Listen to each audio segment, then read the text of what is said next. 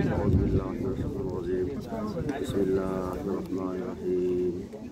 اقرأ باسم ربك الذي خلق خلق الإنسان من علق اقرأ وربك الأكرم الذي علم الإنسان ما لم يعلم.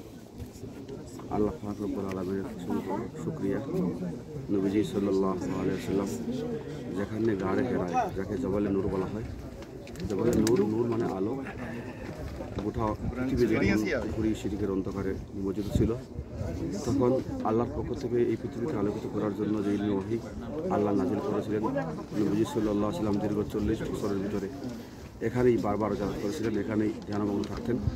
তখন আল্লাহ পাক রব্বুল আলামিন যে আলো, ইলমে ওহীর আলো দিয়েছিলেন, সেই আলোর কারণে, আলো নাজিল হওয়ার কারণে প্রথম কোরআনে কারীমের আয়াত ইকরা, সূরা ইকরা, ইকরা বিসমি রাব্বিকাল্লাযী খালাক, এই আয়াত নাজিল হয়েছিল এখানেই, এবং তখন থেকে আলোর ধারা চলমান ছিল এবং গোটা কোরআনে কারীম নাজিল হয়েছে শেষ পর্যন্ত।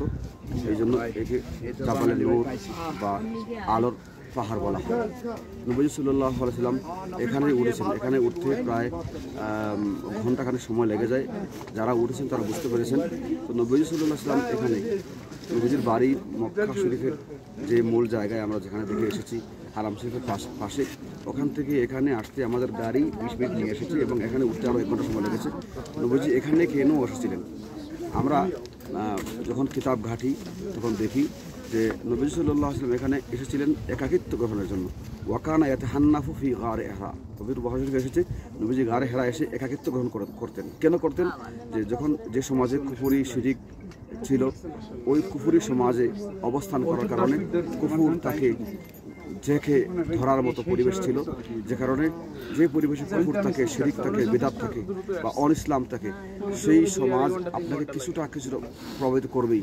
এই প্রভাব থেকে বেঁচে থাকার জন্য নবী সাল্লাল্লাহু আলাইহি ওয়াসাল্লাম এত দূরে নির্জনে এসেছিলেন এবং এই নির্জন আসার পরেই আল্লাহ পাক রব্বুল আলামিন তার উপর সন্তুষ্ট হয়ে তার উপর ওহী নাযিল করেছিলেন। এখান থেকে আমাদের শিক্ষা হচ্ছে যে আমরা যদি একেবারে দিন হানিফ, একনিষ্ঠভাবে আল্লাহর দিন পালন করতে চাই, তাহলে এমন একটা পরিবেশ আমাদের দরকার যেখানে, যে পরিবেশে কোনো কুফর থাকবে না, শিরিক থাকবে না, বিদআত থাকবে না, অন-ইসলাম থাকবে না, অন-ইসলামের কার্যকলাপ থাকবে না, এমন পরিবেশ আমাদের নিশ্চিত করতে হবে, নতুবা আমাদের বিজয় আসবে না।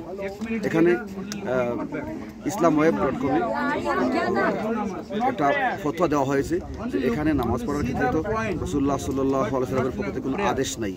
এমনকি নবী সাল্লাল্লাহু আলাইহি ওয়াসাল্লাম ওহী নাজিল হওয়ার আগ পর্যন্ত এখানে এসেছিলেন, এর পরে নবীজি আর এখানে আসেন নাই, সাহাবায়ে কেরাম এখানে আসেন নাই। তাহলে এখন যে মানুষ এত বেশি আসছে, শরীয়ত যেটা এলাও করে না বা অনুমোদন দেয় না, কিন্তু আমরা বলি এটা তাদের ফতোয়া। যেখানে ইশক গালিব হয়ে যায় সেখানে ফতোয়া কাজ করে না, কারণ তারা এই ফতোয়া একথা বলতে পারবেন না যে এখানে আসা হারাম, নিষিদ্ধ।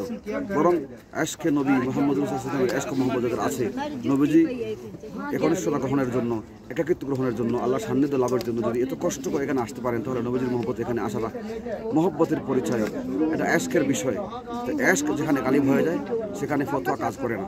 সুতরাং যারা এই ফতোয়া দেওয়ার চেষ্টা করেন যে এখানে কেন যাওয়া হবে, আমাদের বুজুর্গানে দিন, আহলে দিন, বুজুর্গানে দিন যারা ছিলেন তারা কষ্ট করে হলো এখানে এসেছেন শুধু মহব্বতের কারণে, ভালোবাসার কারণে।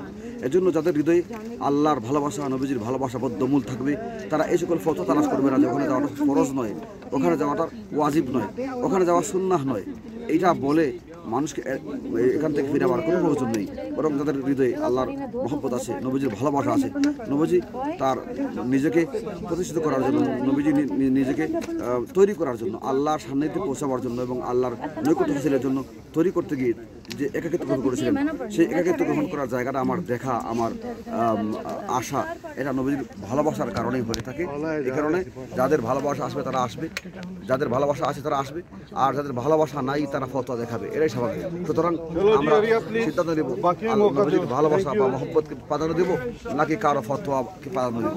আল্লাহ পাক রব্বুল আলামিন আমাদেরকে নবীজির ইশক মহব্বতে আমাদের দিলকে ভরপুর করে দিন। আমিন। আসসালামু আলাইকুম ওয়া রাহমাতুল্লাহি ওয়া বারাকাতুহু।